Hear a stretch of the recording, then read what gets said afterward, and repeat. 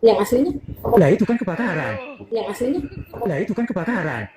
Mm-mm. Tim sudah maksimal kan bisa tak selamatin Mbak ketika rumah kebakaran. Waktu itu kan Tingkat kemiripan pada bab 4 disertasi Roy bahkan disebut mencapai 90%. Ada pula ahli forensik digital Joshua Sinambela yang mengatakan berdasarkan orang ini harus tangkap ini karena membuat kegaduhan, selalu bikin kegaduhan, selalu bikin isu. Itu klaim dari Mas Roy apa? Oh iyalah, iyalah kalau fair ya. Contohnya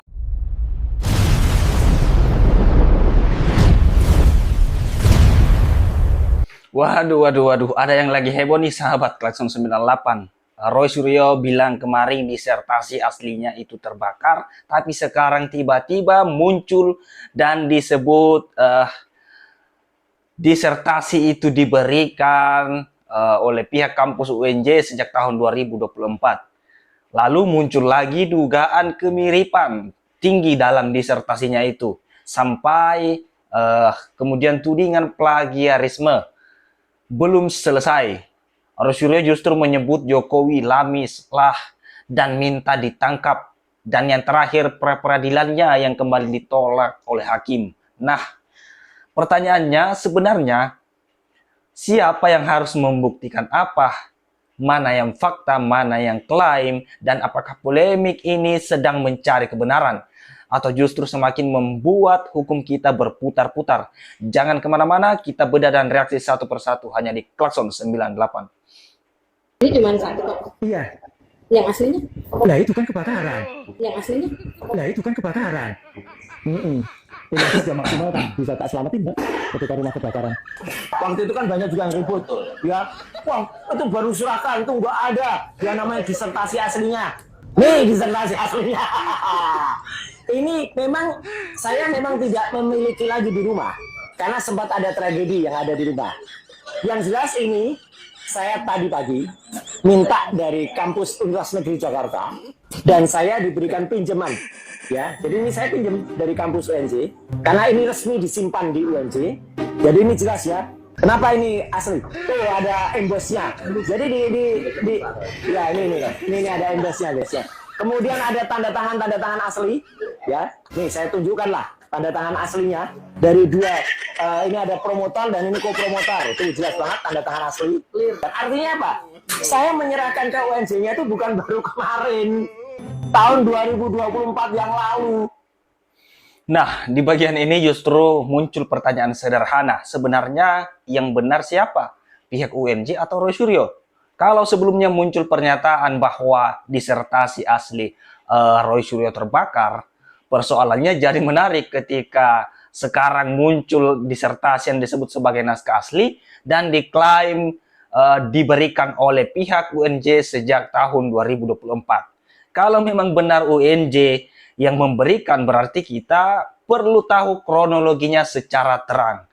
Kalau kapan diberikannya, siapa yang menyerahkan, dalam bentuk apa, dan apakah ada dokumen ataupun bukti serah terimanya. Jangan sampai publik hanya disuguhi potongan-potongan cerita yang akhirnya membuat orang semakin bingung.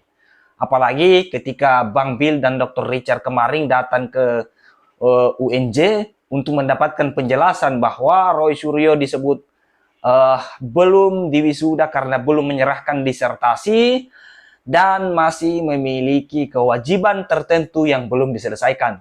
Nah, ini yang bikin kita bertanya-tanya. Kalau memang persoalannya seperti itu, lalu dokumen yang sekarang ditunjukkan itu statusnya apa?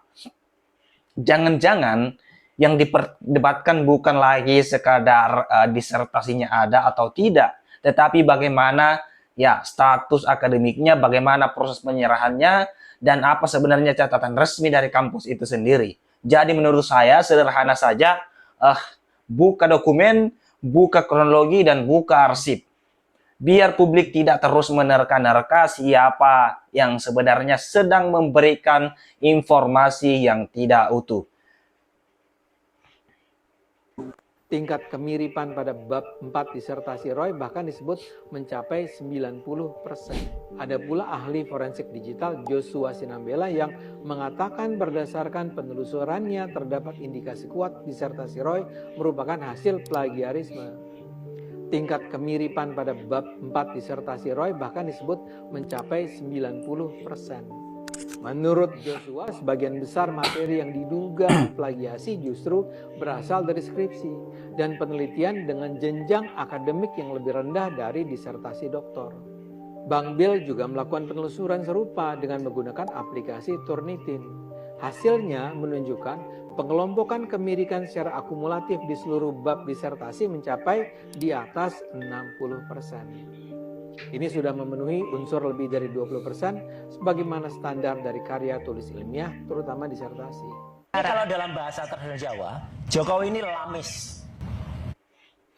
Nah, kita masuk ke isu dugaan plagiarisme tadi. Ini tentu jauh lebih serius ya. Ade Armando menyoroti dugaan kemiripan yang sangat tinggi pada bab 4 disertasi dari Roy Suryo, bahkan disebut mencapai 90%. Kemudian ya, Joshua Sinambela sebagai pakar digital forensik juga menemukan dugaan bahwa bagian tersebut memiliki kemiripan dengan skripsi atau penelitian pada jenjang akademik yang lebih rendah. Kalau temuan seperti ini memang benar, pertanyaannya bukan lagi sekedar mirip atau tidak mirip, tetapi apa sumbernya, bagaimana proses citasinya, dan apakah kemiripan tersebut memenuhi unsur plagiarisme secara akademik. Karena untuk karya doktoral, standar integritas akademiknya tentu tidak bisa dianggap main-main. Dan Bang Bill kemudian melakukan pengecekan kemarin menggunakan situs Turnitin dan menemukan angka kemiripan kumulatif di atas 60%. Tetapi kalau setelah diverifikasi ternyata bagian-bagian substansial memang mengambil karya orang lain tanpa atribusi yang semestinya, nah ini baru persoalan serius. Jadi jangan kita cuma perang angka 20%, 60%, ataupun 90%.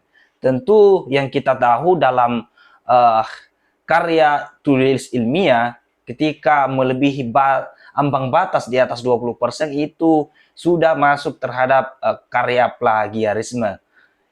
Yang paling penting adalah bagaimana kemudian pembuktian sumber kemiripannya dan penilaian akademik yang independen. Kalau memang bersih, tunjukkan metodologinya.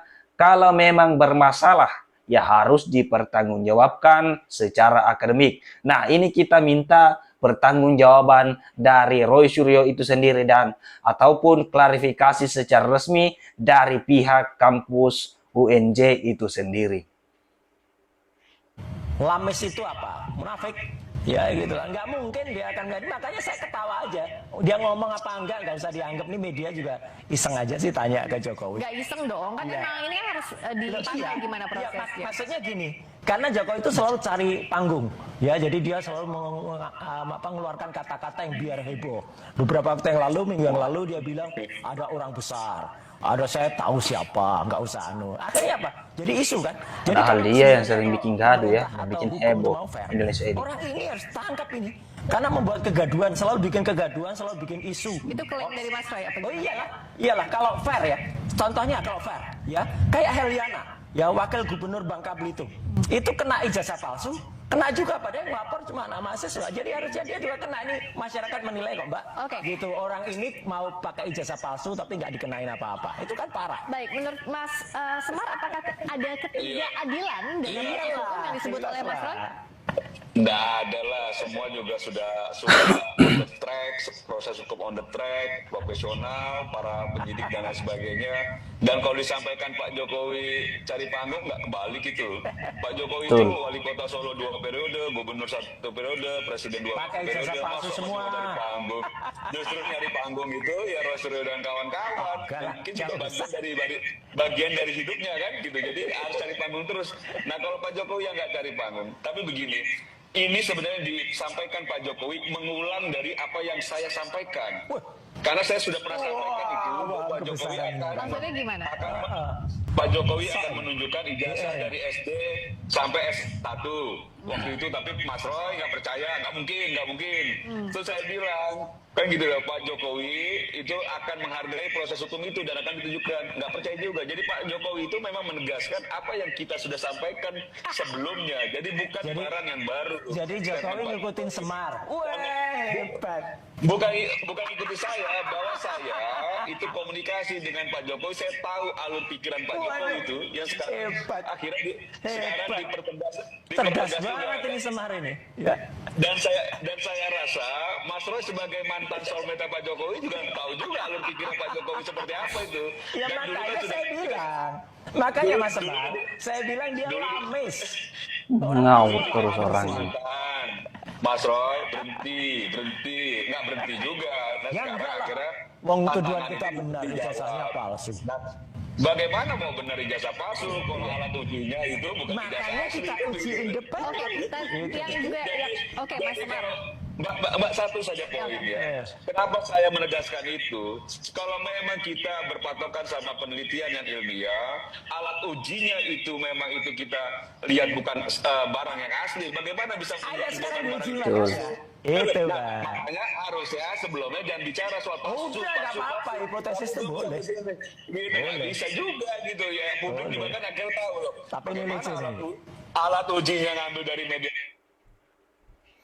Nah, ketika Roy Suryo tadi menyebut Jokowi itu dengan sebutan lamis atau tidak sesuai antara ucapan dan tindakannya, saya justru ingin mengajak penonton berhenti sejenak dan melihat persoalannya secara lebih objektif. Menuduh seseorang munafik itu bukan perkara ringan ya. Kalau sebuah tuduhan dilemparkan, tentu harus ada dasar dan bukti yang kuat. Jangan sampai standar yang kita pakai ke orang lain begitu tinggi, tetapi ketika standar yang sama diarahkan kepada diri sendiri, tiba-tiba menjadi longgar.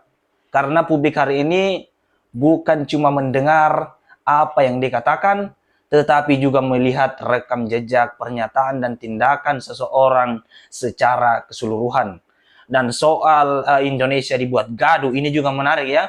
Roy mengatakan Jokowi yang banyak mengeluarkan kata-kata heboh dan bahkan mengatakan seharusnya Jokowi yang ditangkap. Tetapi selama polemik ijazah ini, justru berbagai tuduhan terhadap keaslian ijazah ini terus bergulir dan publik menunggu bukti ilmiah yang benar-benar kuat. Jadi menurut saya, jangan membalik posisi seolah-olah pihak yang dituduh justru menjadi satu-satunya sumber kegaduhan. Justru mereka-mereka ini yang bikin gaduh di Indonesia kita ini. Kalau memang Anda punya bukti kuat bahwa ijazah itu palsu, ya bawa ke ruang pembuktian dan uji secara ilmiah. Ya tentunya di sidang pokok perkaranya. Bukan dengan tuduhan yang semakin keras, tetapi dengan bukti yang semakin tidak ada, ya. Dan saya setuju kalau orang-orang seperti mereka ini yang ditangkap dan dimasukkan ke penjara karena suka bikin gaduh dan buat hoaks di negara kita ini. Kritik boleh keras, tetapi hukum tetap harus berdiri di atas bukti, bukan emosi terhadap orang lain. Sosial. Informasi berikutnya, pemirsa, Pengadilan Negeri Jakarta Selatan menolak seluruh permohonan pra-peradilan yang diajukan Roy Suryo. Hakim menilai permohonan tersebut diajukan pada waktu yang tidak tepat dan merupakan penyalahgunaan mekanisme pra-peradilan. Dalam pertimbangannya, Hakim pra-peradilan menyatakan penolakan pra-peradilan Roy Suryo bukan didasarkan pada substansi perkara, melainkan pada aspek prosedural pengajuan permohonan. Menurut Hakim, Roy Suryo telah ditetapkan sebagai tersangka sejak 7 November 2025 dan memiliki kesempatan untuk mengajukan pra-peradilan sebelum perkara dilimpahkan ke pengadilan. Namun hak tersebut tidak digunakan hingga berkas perkaranya dinyatakan lengkap. Pra-peradilan yang diajukan Roy Suryo pun dianggap menunda jalannya sidang pokok perkara. Terkait penetapan tersangka setelah pelimpahan perkara dan setelah pra-peradilan pertama mencapai tahap kesimpulan adalah bentuk nyata upaya untuk menunda-nunda dan mengganggu proses pemeriksaan pokok perkara. Menurut hakim, upaya ini adalah salah satu bentuk penyalahgunaan pra-peradilan. Menimbang bahwa berdasarkan seluruh uraian pertimbangan di atas, maka permohonan pra-peradilan pemohon sudah tidak relevan lagi sehingga sudah sepatutnya dinyatakan ditolak untuk seluruhnya. Sementara itu, tim kuasa hukum Roy Suryo menyatakan menghormati amar putusan, namun tetap mengkritisi pertimbangan hukum yang menjadi dasar penolakan permohonan pra-peradilan tersebut. Tapi rupanya hakim pra-peradilan buang badan, menyerahkan kepada pengadilan pokok perkara nanti mungkin di PN Jakarta Timur agar bisa kemudian katanya memeriksa kualitas dan yang lainnya jauh lebih katakanlah lebih lebar. Selanjutnya, pihak Roy Suryo siap menghadapi sidang pokok perkara kasus penyebaran informasi tudingan ijazah palsu Presiden ke-7 RI Joko Widodo.